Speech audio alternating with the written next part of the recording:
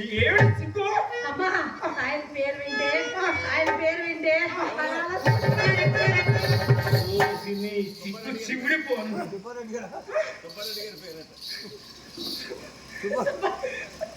ఆయన పేరు కాదే భవానీ శంకరం గారి పేరు. నీకు అలా అనిపిస్తుందేమో కానీ నాకు మాత్రం సేవలు ఎందుకమ్మా ఏమన్నాడే వాడు? అమ్మా ఆయన ఏమన్నాడంటే ఎవరినో సొమ్ము అడిగారట, తప్పకుండా తెస్తానని నా చేతిలో చెయ్యి వేసి ప్రమాణం చేసి మరీ చెప్పి వెళ్ళారమ్మా. ఈ రోజు వస్తాను అన్నాడు కదా. ఖచ్చితంగా వస్తాను. ఈ రోజు డబ్బుతే వస్తే సరి కదా, లేకపోతే అమ్మవారి చేతిలో ఏడు దొంగమ్మట. నువ్వు ఆడుకో పాడుకో, కానీ నాకు కావాల్సిన రూపాయి. అర్థమైంది కదా?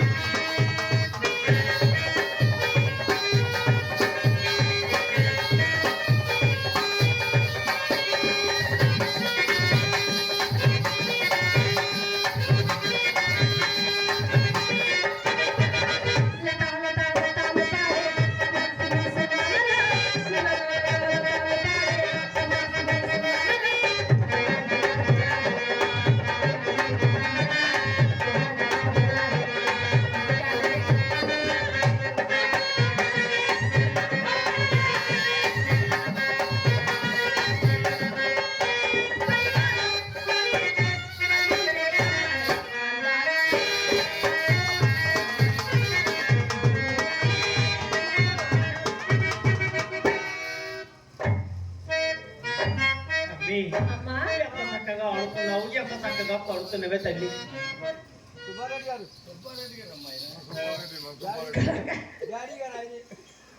కళాకారులు, కళావృదయులు, కళాభిమానులు, కళా పోషకులు అన్నగారు సుబ్బారెడ్డి గారు మమ్మల్ని ఆచరిస్తమ్మగారు గారు 100 రూపాయలు మోకరించారు. వారికి వారి కళావృదయానికి మా హృదయపూర్వక కళాబుద్ధులు అండి.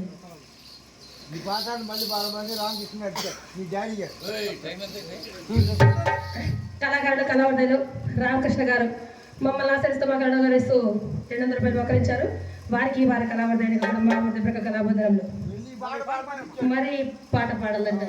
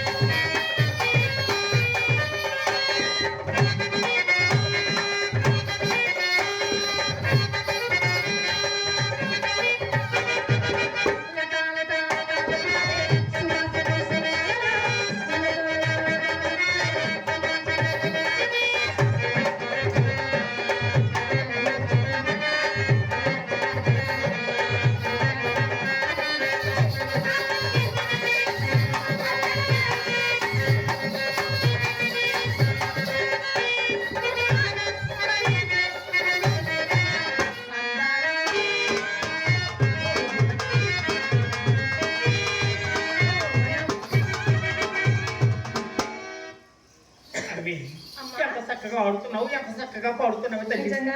అమ్మి అసలు విషయం చెప్పకుండా ఏమిట పట్టవలసిన చెప్ప పైకే వచ్చిందన్నట్లుగా అదృష్టం కోరుకుంటూ మన ఇంటికి ఎదుర్కొంటూ వచ్చింది. ఎవరా? మన ఈది చివరా అప్పారావు గారు ఉన్నారు. ససేవు పోయారా? కృష్ణ ఆయన కోపం ఏమిటి? మరి అప్పారావు గారు చూసావు, నిలబెట్టావు కదా. ఆయన కొడుకు ఈయన పోయారా? ఆయన ఈయన పోతే మనం అక్కడ యాప్లో అమ్ముకుందాం. ఎక్కడెక్కడ? తెనాలి రైల్వే స్టేషన్ దగ్గర రామకృష్ణ గారు కనిపిద్దాం. యాప్లో పోయడానికి ఆయన తీసుకెళ్తాం. అవటం కాదు కదమ్మా, ఈ రోజు ఉదయం నుంచి సాయంత్రం వరకు కూడా ఆ సుబ్బారావు గారు తెలగపిండి తిన్న కుక్క పిల్లలాగా మన ఇంటి చుట్టూ ఒకటే తారులాట. ఏదన్నా వ్యాపార నిమిత్తమే తిరిగినాడేమో. ఏమి పిచ్చిరానా, వీళ్ళందరూ మన ఈదులకు ఎందుకు వస్తూ ఉంటారు? అది నీకు తెలియదు కానీ 60 సంవత్సరాల వయసున్న వారైనా సరే మన ఈదులో గొడుగు పెట్టేసరికి కింద నుంచి పైకి ఉడుకు రక్తం దానిని ఒలపు రోగమని అన్నారు. ఏం మాయదారమో, ఏం దాని రోగమే రోగము పుట్టని వాడు సాని వాడు మన ఎంత కన్నెడు ఎవరైనా చూచును వారి మన ఎంత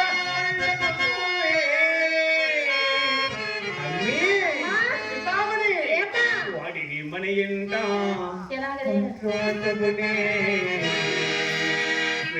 వినవే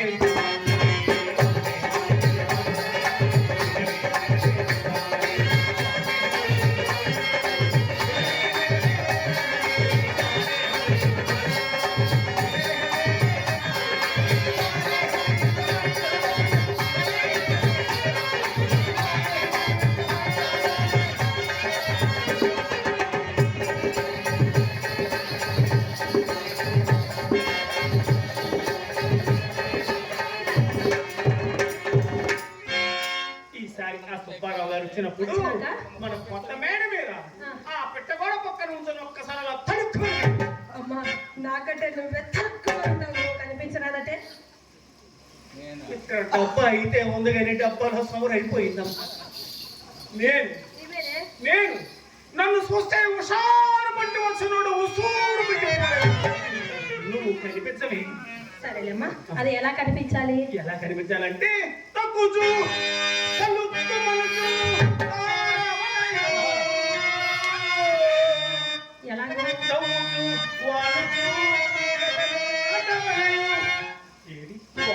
ఒక్కసారి చూడండి. నేను చాలా సార్లు ప్రయత్నించిన, బాగా చూస్తానే.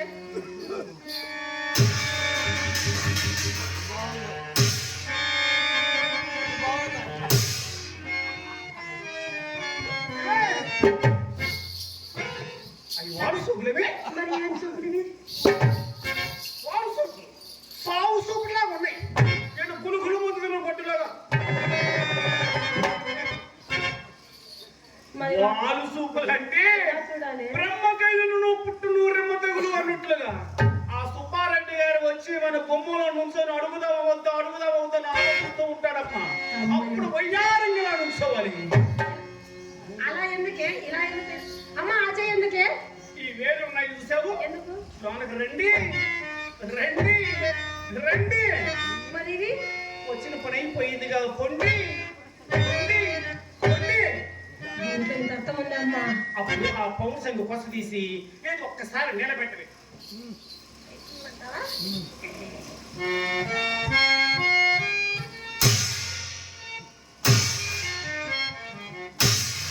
ఏమిటి? నిలబడలేదమ్మా. నిలబడలేదా? నా సుబ్బారెడ్డి గారిని వదిలేస్తావా? పిచ్చిదా, ఎంత నిలబడంలో అయినా సరే మన వాకిట్లోకి వచ్చి మనం చూసేసరికి ఇదిగో అమ్మా, నేనేంటి అలా నిలబడింది?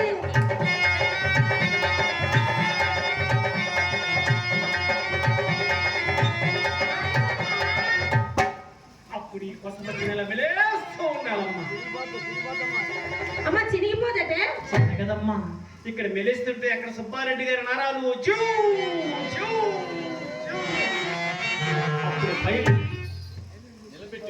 నిలబెట్టింది. పట్టాదండి ప్రేమలో మరి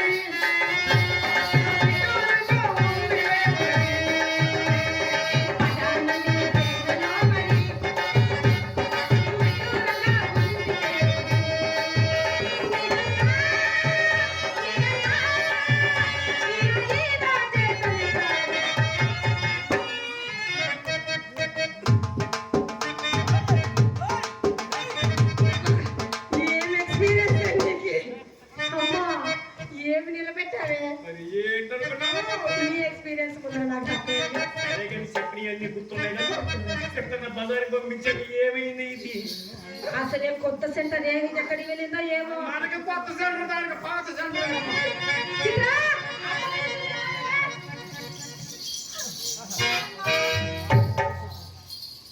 అమ్మా నీకు ఎన్నిసార్లు చెప్పాను నన్ను బజారు పంపించొద్దని? ఏమైంది పంపిస్తాను? అమ్మా నేను బజారు వెళ్తున్నాను, అది అక్కడ ఉన్న కుర్రవాళ్ళంతా నన్ను చూసి ఒకటే హ్యాలీ చేస్తున్నారే. ఏమని? కాటువాక పిల్ల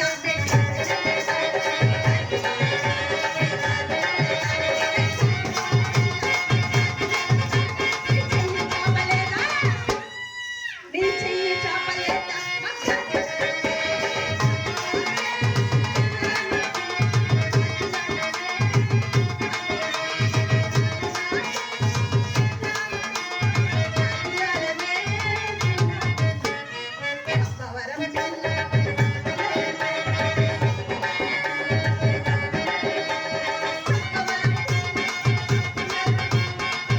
చూపలేదా?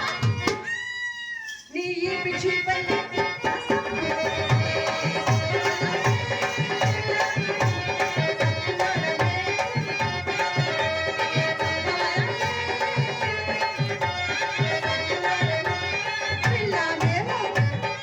అంటే పారిపోయి వచ్చేసావా?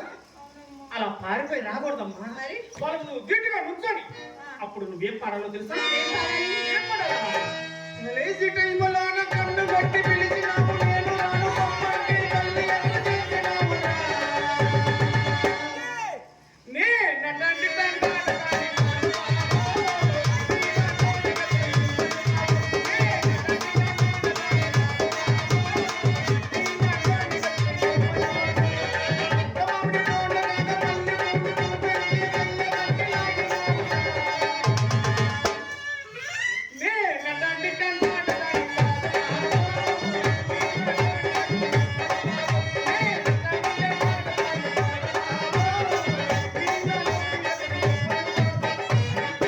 చెప్పేసి వచ్చేయాలమ్మా.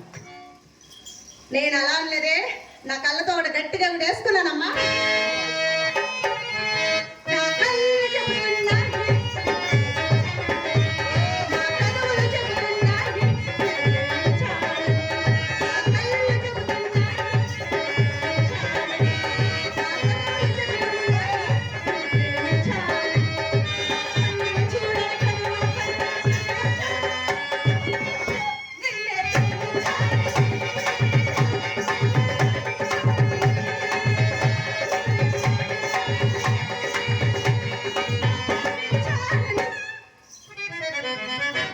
అని గట్టిగా కళ్ళతోటి వేసుకున్నానమ్మా.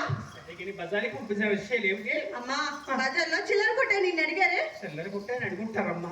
బట్టలు కొట్టే నిన్ను అడిగారు, బారెడ్డి గారు అడిగారా? ఆ నగలు కొట్టే నా పూలు కొట్టే అందరూ నిన్ను అడుగుతున్నారు. అమెరికా అడగలేదా? ఆయన కూడా నిన్ను అడిగారు.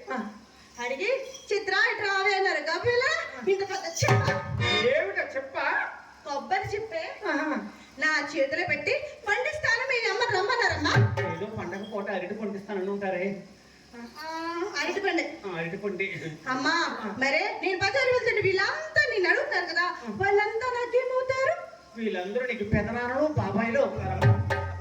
అమ్మో, వీళ్ళంతా ఇంతమంది నాన్నొద్దు, నాకేదో ఒకే ఒక్క నాన్న పేరు చెప్పు, ముద్దు ముద్దుగా డాడీ అనిపించుకుంటారే.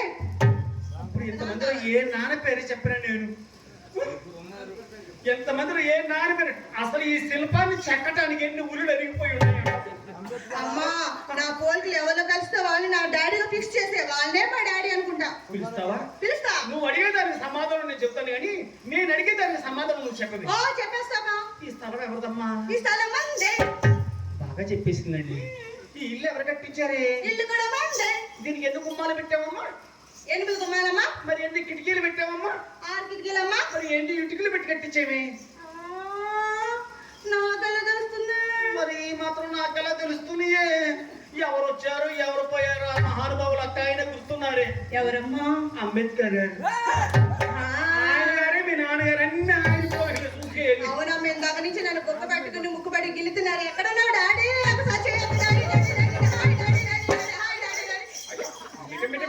లాడిపోతుంది అనుకుంటా. ఏమ్మా? అటువంటి పెద్ద మనుషులు ఇక్కడికి పిలవచ్చా? మరి ఎక్కడ పిలవాలి? అలా స్పాటుగా రమ్మని అలా పిలవాలి. సరేనమ్మా, అలాగేనమ్మా, అలాగేనమ్మా. అమ్మ ఇందుకి ఈ నాన్నల మోజులో పడిపోయి నీకు అసలు విషయం చెప్పడం మర్చిపోయానే. ఎవరో అప్పారావు గారట, ఆయన వచ్చి మన మీదకు మళ్ళీ నిచ్చున్నారమ్మా. సుబ్బారావు గారు, అబ్బాయి సుబ్బారావు గారు వచ్చారమ్మా. నేను ఆయన అడిగా, ఎవండి ఎవండి ఎవరు కావాలి అని. ఏమని అడిగాను తెలుసా? ఏమని అడిగావు?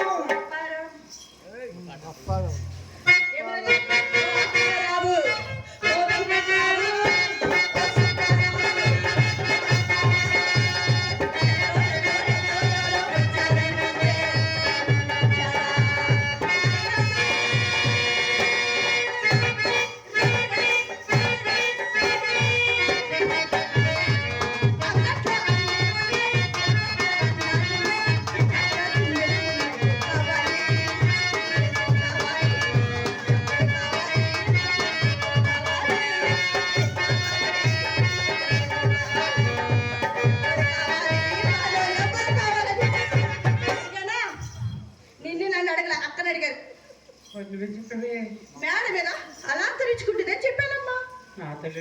నా తల్లి జీడు పప్పు బాధ వచ్చిన ఓపకుంటులాగా బలుస్తున్నాను అనుకున్నాను.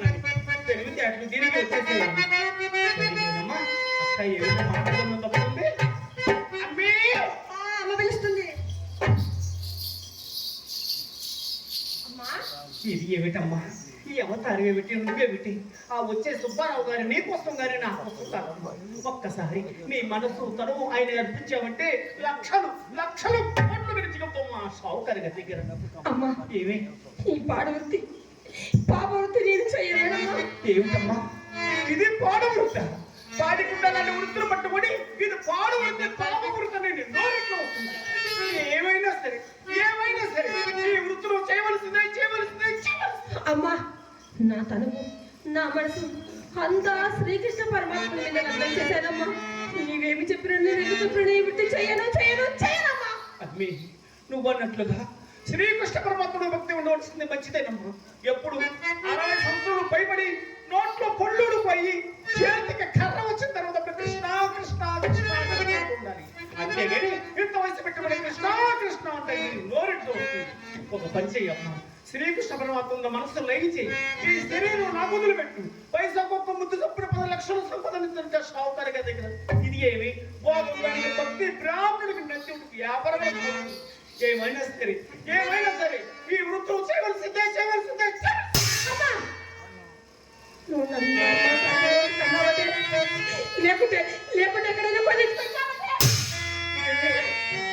నీతుల గురించి నాకు వర్ణిస్తున్నావా? నీతిగా ప్రపంచం మీద పత్రులు దేశంలో పక్కలేసే పరుపుతుంది. నా మాట విని తల్లి. చిన్నపిల్ల, నేను పెద్ద పుట్టని అయిపోయాను. నువ్వు వయసు వచ్చిన పిల్లవి. ఆ పిల్లల మీద లక్షలు ఈ వృత్తి నేను చేయలేనమ్మా. ఈ వృత్తి నువ్వు చేయలేక వేళకలాగా పెళ్లిళ్ళు చేసుకున్న సంసారంలాగా జీవిద్దామని నీ ఉద్దేశం. అటువంటి ఉద్దేశం నీలోనే ఉంటే నీ కూర్చున్న మగవారిలో ఏ మగవాడు నెలొచ్చి నీ మెడలో తాళి కట్టనమ్మా. ఎందుకు తెలుసా? దేవదాసులుగా పుట్టి దేవాలయాల్లో నక్షాలు చూసుకుంటే బ్రతికే మనులను ఈ కామాంధులు నన్ను వేసులుగా ముద్రించారు. నాకందుకే ఈ సమాజం మీద కక్ష. రావాల్సిందే, సర్వనాశనం అయిపోవాల్సింది. ఇప్పుడైనా ఇంటమ్మా వినమ్మా. అసలు నన్ను కన్నావా? నువ్వు నన్ను కన్నావంటే ఎక్కడైనా ఏమి పసుపు రాసుకుని మొట్టు పెట్టుకున్నంత మాత్రాన సారి సంసారం అవుతుంది. వీళ్ళందరూ ఏ వ్యవసాయాలు, ఉద్యోగాలు, వ్యాపారాలు చేస్తేనే బ్రతుకుగలరే. మనం కులవృత్తి సాటి రాదు, గురుస్తున్నాము. మన వృత్తి మనం చేస్తున్నామమ్మా. దీంట్లో తప్పు ఏమి లేదు. మంచి వయసమ్మా, బాగుపడిపోతామే. నా మాట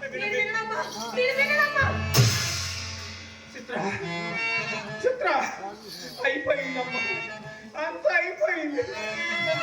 మోసాలు మోసే కానీ పెంచి పెద్దదాన్ని చేసి ఆటపాట నేర్పిస్తే ఇదంతా ఉద్ధరిస్తుందనుకుంటే నేను చెప్పిన మాట వినదటి. ఇది నేను చెప్పిన మాట వినడు కాడికి నేను ఎందుకు బ్రతుకుంటానమ్మా? నేను చచ్చిపోతాను.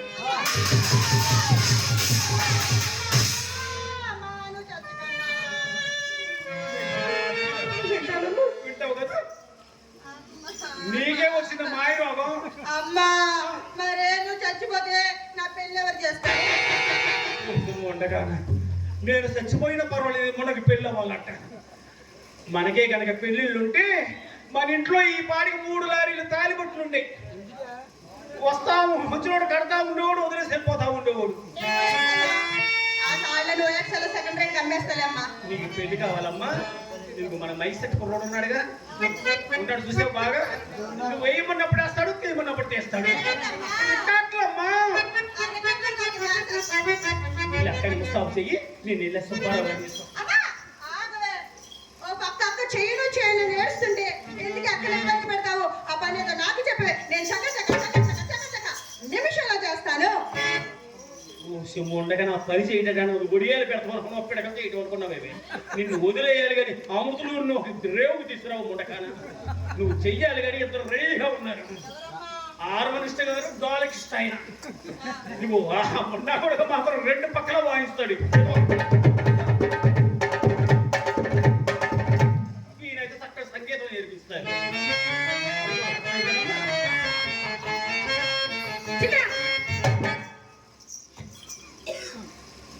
ఎన్నిసార్లు చెప్పాను, నీకెన్నిసార్లు చెప్పాను ఇలాంటి వార్తలను తీసుకురావద్దని. చెప్పావక్క, చెప్తేనేమో నువ్వు బాధపడతావు, చెప్పకపోతే అమ్మకూడదు. ఇంత ముద్దనే పెట్టదు.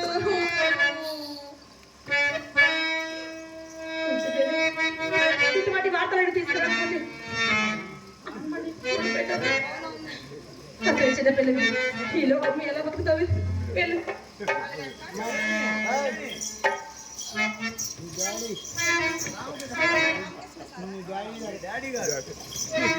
మా డాడీ గారు రామకృష్ణ సార్ నన్ను నా కళను ఆశీర్వదించి నాకు 100 రూపాయలు బహుకరించినారు. ఇలాంటి రూపాయలు వాళ్ళకి అనేకం కలగజేయాలని, ఆ రాముని ఆశీస్సులు ఆంజనేయ ఆశీస్సులు వాళ్ళంటే మంచిగా ఉండాలని మనసారా కోరుకున్నాను. Thank you sir, thank you very much.